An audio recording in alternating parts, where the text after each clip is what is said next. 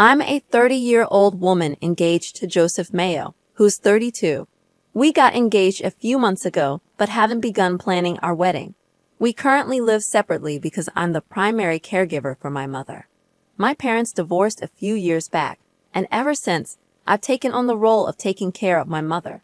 It's not because she's old or physically incapable. Rather, she's never worked a day in her life and doesn't earn her own income. I'm the sole breadwinner of the family. And despite a less than ideal upbringing marked by my mother's narcissistic tendencies and strict standards, I can't bring myself to leave her alone. Recently, my sister Maria, who is 37, faced some marital troubles. She called our mother in tears, explaining that her husband Carl, who is 40, had kicked her out of the house, and they were heading for a divorce.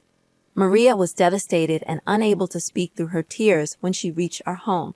After calming down, she revealed that her husband was furious about her spending habits, despite the fact that she's a stay-at-home wife with traditional gender role expectations. Despite Carl initially accepting these arrangements, the rising cost of living led to arguments between them. Maria dipped into their savings to splurge on unnecessary luxury items and services, leading to the final straw. Carl felt he couldn't work long hours only to come home to a wife who refused to grasp the financial difficulties they were facing. I sympathized with Carl to some extent, given Maria's spending tendencies. However, neither my mother nor Maria saw eye to eye with Carl's perspective, which was not surprising, considering their history as non-contributors who had never held a job. Maria divided the household chores with Carl, expecting him to come home from work and cook as well, which seemed overwhelming for him. I couldn't help but feel for him in this situation. I knew it wasn't the right time to confront Maria about her actions, especially when she was already heartbroken. I offered Maria a place to stay with us for as long as she needed, despite requiring some budget adjustments on my part. It was the right thing to do since she had nowhere else to go. The initial days were challenging as we all adjusted to this new living arrangement. Maria's emotional breakdowns were frequent, and I couldn't help but empathize with her situation. During one of her moments of vulnerability, she suggested that out of respect for her divorce and her grieving period, I should postpone my wedding for at least 3 years. She felt this would give her time to process her divorce. I stared at her in utter disbelief because there was no way I was going to postpone my wedding for her. When I looked at Mom, she simply nodded in agreement, as if this was a perfectly reasonable suggestion. I firmly declined and retreated upstairs to my room. Imagine my shock when, 2 weeks later, I spotted her in a cafe with Joseph, laughing and chatting as if nothing had happened. Joseph had told me he had errands to run, and I had no idea he was meeting up with my sister. I was livid, and I confronted them. But Maria brushed me off, claiming she was merely trying to be friendly with a new member of the family. I found this behavior utterly unacceptable, especially coming from Joseph, who was well aware of my strained relationship with my mother and sister. I stormed home and confided in Mom about what I had witnessed. To my astonishment, she remained nonchalant, stating that it was okay because Joseph was good-looking and she needed the confidence boost. According to her, who else to turn to for such reassurance than family? I couldn't believe my ears. I reminded her that Joseph technically wasn't even family, considering they didn't want me marrying him for the next 3 years. Yet, here she was, cozying up to my fiancé as if it were nothing. Mom casually asserted that this was how things were and warned me to prepare for Joseph to leave me, citing Maria's attractiveness as an inevitability that would lead men astray. I couldn't fathom my own mother, whom I supported, saying something so hurtful. I realized I needed to rid my life of this negativity, both from Mom and Maria. Determined, I put my plan into motion.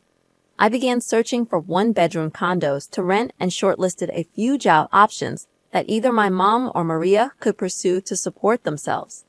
I was tired of being their cash cow and emotional punching bag. After a couple of weeks, I found a suitable place not far from my workplace. I kept my distance from Joseph, deciding to give them the silent treatment, as my mind was already burdened with too much. I had made up my mind to end things with Joseph due to his concerning connection with my sister. Once I had everything arranged, I called for a family meeting in the living room. I told Mom and Maria that I was moving out. Although I had covered the rent for the upcoming month, they would have to figure out their situation afterward. Maria had the audacity to laugh at my decision, but I was dead serious. I handed them a list of jobs I had researched, explaining that these positions could cover their basic expenses. I made it clear that I was done being taken advantage of by them. All they did was take from me, offering no emotional support in return. My mother reacted hysterically, yelling and breaking things, labeling me a monster and a terrible daughter for doing this to them. I stood my ground, stating that if I was a monster, so be it. I was done catering to their needs. I felt liberated, even though I knew this drastic step was necessary. I questioned if I was being too harsh on my mother and sister, but I couldn't shake the feeling that I needed to cut ties with them. Joseph finally called me, puzzled about my cold demeanor. I shared my new address and updated him on the situation. I revealed that Maria had been flirting with him, and my mother had implicitly encouraged it. Joseph showed me a text from my mom, claiming they were planning a surprise birthday party for me. He had met Maria at the cafe, expecting both of them to be there. However, my mother had backed out at the last minute, leaving Maria to be overly flirtatious. Joseph sensed something was wrong and wanted to share this with me, but my distant attitude had prevented him from doing so. I apologized for my behavior, and I asked him to cut off all contact with my family and block them, which he promptly did. Joseph and I reconciled, but with this new information about my family, I knew forgiveness was beyond reach. Our wedding date has been set, and despite the overwhelming details and planning ahead, I'm filled with excitement. I cannot wait for this new chapter of my life to begin. On another note, my mother has found a job somewhere, but she continues to hurl insults at me whenever she gets the chance. I remain undisturbed, having cut all ties with both her and Maria. I've deliberately removed their negativity from my life, and since moving out, I've found immense happiness. Today, I had my first dress fitting, and I felt absolutely beautiful. Although I missed my mother and wished she could be there, I was surrounded by an amazing group of friends who offered their unwavering support. My aunt, a motherly figure to me, drove down to help, and she's been incredibly supportive throughout the entire wedding planning process. Joseph's family has also been remarkably helpful and understanding. Paul, one of Joseph's relatives, reached out to offer his assistance. He assured me that I could call him anytime if I needed help with the wedding preparations. He's even invited to the wedding, unlike my mother and Maria, a fact that now makes me chuckle. While there are moments when I find myself missing my mother, deep down, I know that removing her from my life was the best decision I could have made. I'm embracing this new chapter with positivity and surrounded by people who genuinely care about my happiness. Diego, congratulations on your wedding. I'm delighted to see you surrounded by such supportive people now. I'm incredibly proud of you for standing up for yourself. Good job. Let them wallow in their misery and complaints. You don't owe them a thing after all you've done for them. Focus on your future and let them stay in the past where they belong. As for my own story, I'm a 27-year-old woman who has been a sleepwalker since I was 7 years old. This condition has been a part of my life, with periods of respite ranging from a few weeks to a few months. Every person I've dated has known about my sleepwalking, and my now husband Julian, a 30-year-old man, was no exception. He found it amusing and accepted it without hesitation.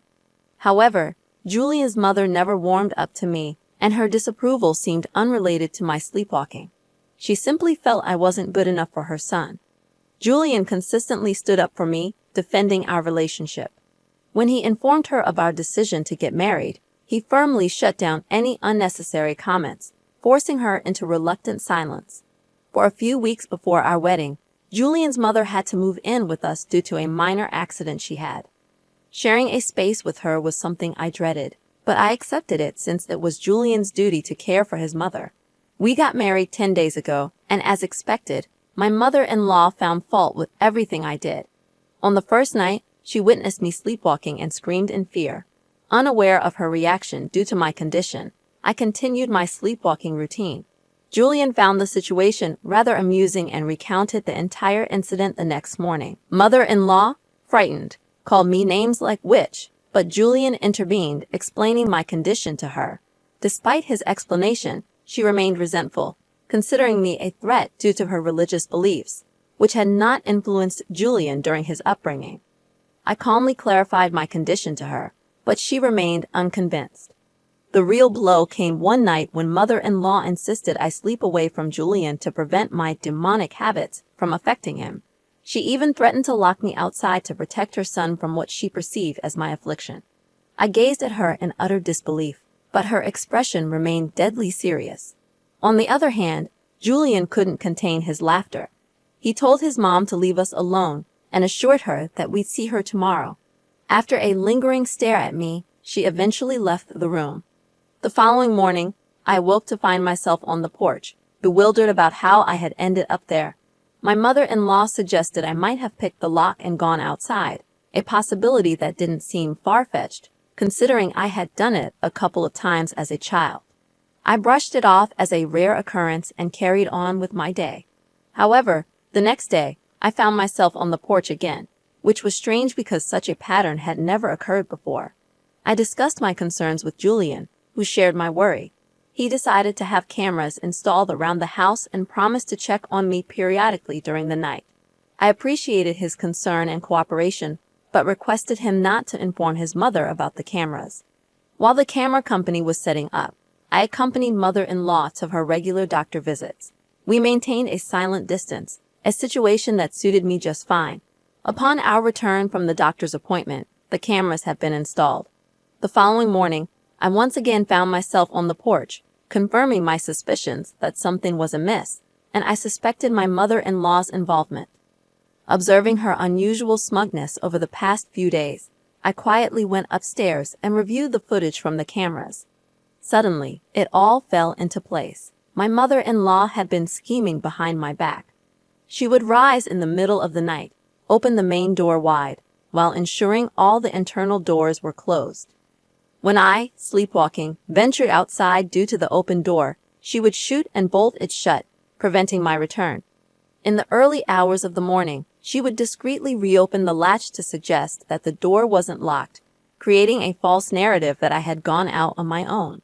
I couldn't fathom the extent of her deceit, especially considering her supposed illness, yet here she was, plotting to keep me away from my husband at night.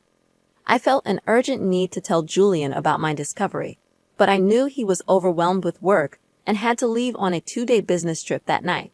Realizing that this situation had become increasingly dangerous, I decided I had to confront his mother on my own. A part of me wanted to confront her directly, but the vengeful side of me sought to make her understand the consequences of her actions. I reached out to my dad, knowing he had connections in the area due to his realtor background. He had maintained good relations with many people, including the man in whose house my mother-in-law resided. It was my dad's influence that had secured her a place at a lower rent. I asked him to call the man and persuade him to increase the rent for my mother-in-law starting next month. Meanwhile, I continued to document the sleepwalking incidents, ensuring I had evidence of her deceit every morning. When Julian returned home, I revealed his mother's actions to him. Initially, he was skeptical, but after viewing the recordings, he became furious. He confronted his mother, informing her that she was no longer welcome in our home. She attempted to justify herself, claiming she was protecting him from the same demons she believed possessed me. Julian firmly told her she needed to leave immediately. She reacted with tears and tantrums, but Julian stood his ground. Though she left reluctantly, I knew life would only get tougher for her. I questioned whether I was in the wrong for standing up against my mother-in-law. A week passed since her departure. The sleepwalking continued, but at least I no longer ventured outside the house. Today, my mother-in-law called, sounding upset and anxious, discussing her financial struggles. She expressed a desire to live with us. Julian firmly rejected her request, refusing to jeopardize my safety. She asked for money, but Julian declined, emphasizing that her affordable housing had been arranged due to my dad's connections, making it clear that she couldn't exploit my parents' contacts while mistreating me. Eventually, she said she wanted to apologize to me, but I told Julian that I had no interest in her drama and requested her to leave me alone. I'm not concerned about how my mother-in-law plans to arrange the money. She will likely have to downsize, but Julian and I are adamant that she won't be living with us. She has moved to a smaller place, which is thankfully further away from us. However, she has completely vilified me, spreading negative comments about me on Facebook. While I usually avoid such drama, Julian refused to tolerate it.